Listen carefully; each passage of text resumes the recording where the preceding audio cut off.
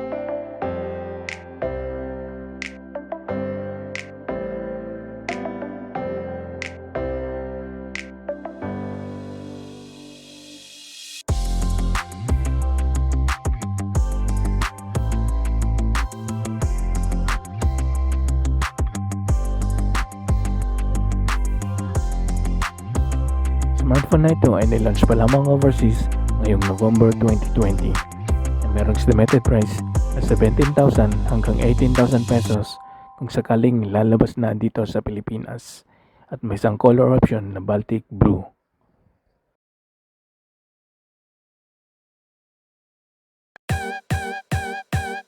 Para po maging updated sa ating mga bagong video, maaari lamang i-like, i-share at mag-subscribe sa ating YouTube channel.